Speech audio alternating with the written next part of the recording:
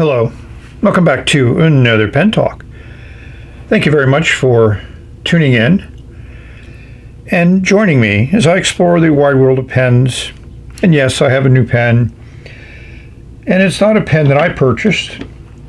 I did buy my first Vazir, and I very much enjoyed the pen. And Victor has offered to send me pens on occasion, and this is one pen that he offered to send me, and I got to pick the color.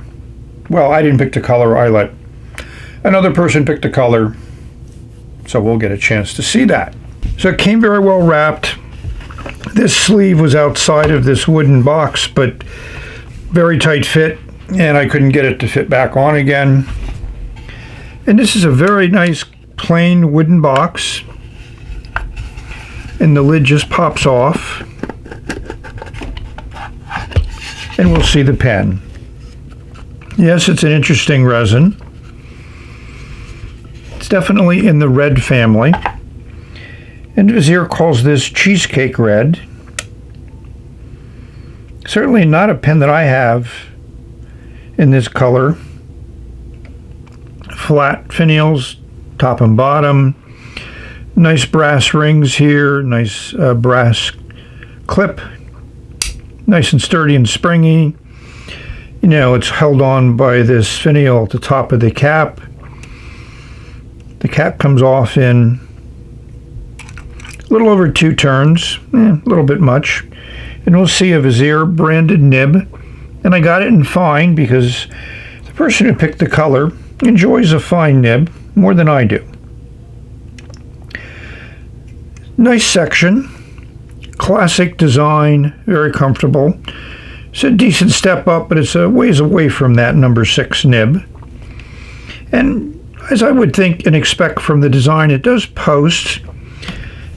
Makes for a long pen, but it is secure. And it is fairly light. So we're going to give you dimensions up front, a little bit different in my style of video reviews. And we'll show you that section in detail. So the other thing to keep in mind with this pen is it's a cartridge converter. Section just unscrews. You can see you can just really easily take off the barrel. Some more threads here. Looks like the converter had some ink in it at one time. It's a Schmidt converter. So, you know, I'll just clean it out a little bit before I put in an ink, and obviously I have an ink in mind. So let's explore it, compare it to some other Vazir models that I have.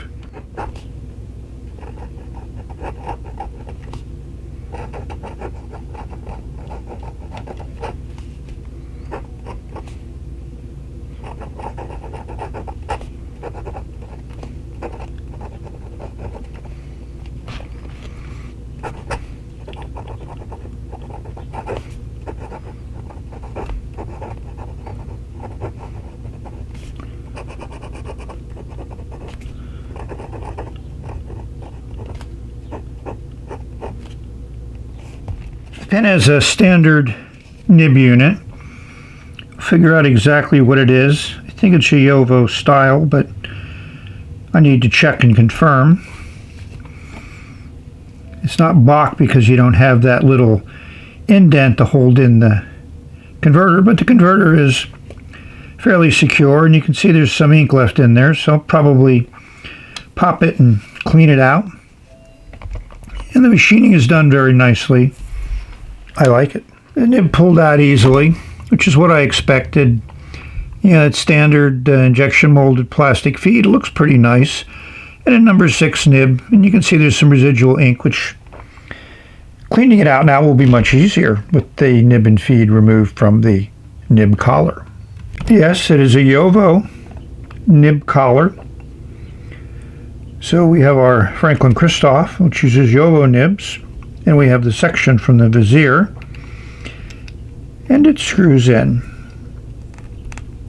So that's what we have, and it's a clear Jowo nib collar.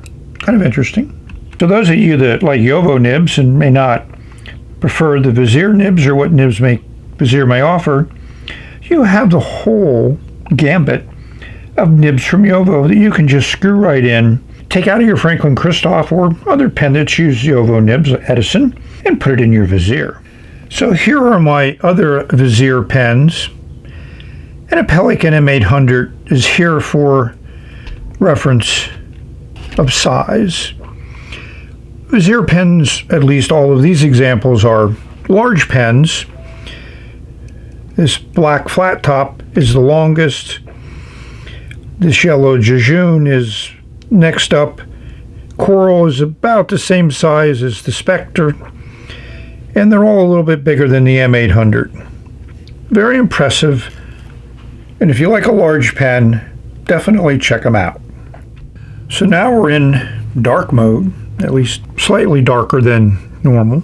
See if we can take a look at this resin and see what kind of nuances there are. No chatoyancy, no glitter, just solid colors. Like I say, I think I've seen this resin in a few other pens, probably a few other Indian pens, maybe some Chinese pens, or maybe some European pens, who knows. But that's what it looks like under the LED. Nothing exceptional, but it is a look that I can understand people liking it. And the metal is brass, so it's not plated, so it's going to maintain that color. It might require just a little bit of polish now and then, but that's one of the things that adds to the cost of the pen. So this is full LED and some diffuse sunlight coming in. Again, different light might reveal some different visual characteristics for your entertainment value. That certainly is white, black, and red. No nuances there. The red does have a certain amount of depth to it, not completely opaque like the white and the black is. Not necessarily a color combination that I find as exciting as many others. Lemon cookie sandwich comes to mind. And as we talked about, it comes off in a few turns. It's inked up. I think it's time to editorialize and put nib to paper again.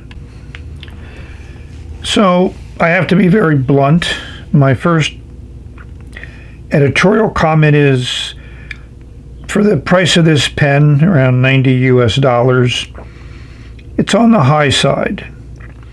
And yes, I'm certain there's extra cost for the brass metal that was used, but it's not electroplated, so you save those costs.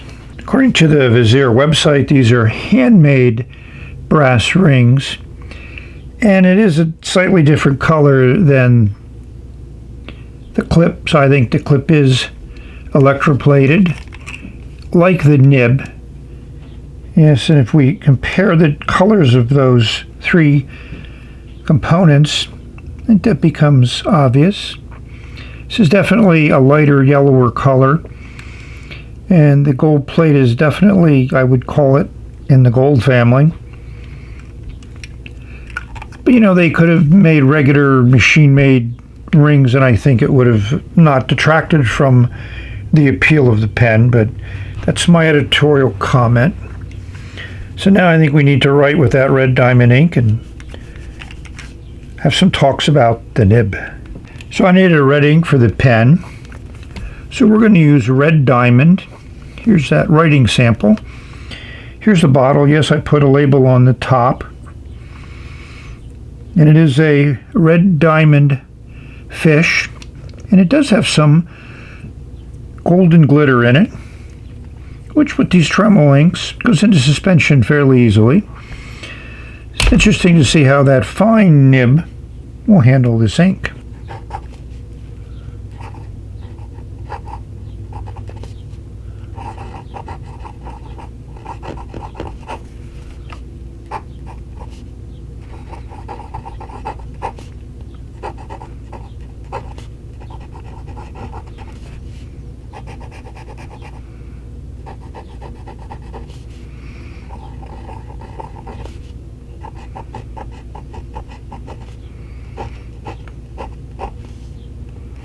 So I think you can hear that the nib is a little scratchy. I looked at the nib closely, and yes, the tines might be slightly out of alignment, but I don't think it's a significant out of alignment. I think it's just the way that tipping is on the nib that causes it to be slightly scratchy, a little bit more feedback than other fine nibs that I've used and enjoy. So we're going to go off camera and do a little bit of smoothing and come back. So this is what I use for smoothing. It's just a nail board. This is the rough side, which was pink. This blue side is medium, and then you flip it over and this is the polishing side. So I just do figure eights, a little bit of ups and downs, because I thought that would help out that tipping material. So let's see how that sounds now.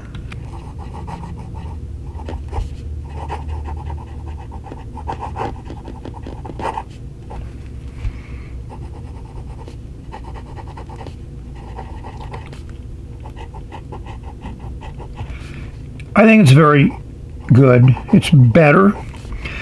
You hear the nib, but I think that has a lot to do with the paper and this steel nib. So it sounds more feedback than it actually is. And that is a pretty nice fine line. No pressure on the downstrokes. Similar size line. A little bit of pressure. It opens up a little bit. So the nib has a slight bounce, which I've always enjoyed. So I would say the nib is as good as it's going to get. I could enjoy writing with it now more than I could before when it was scratchy. So let's rate this pen.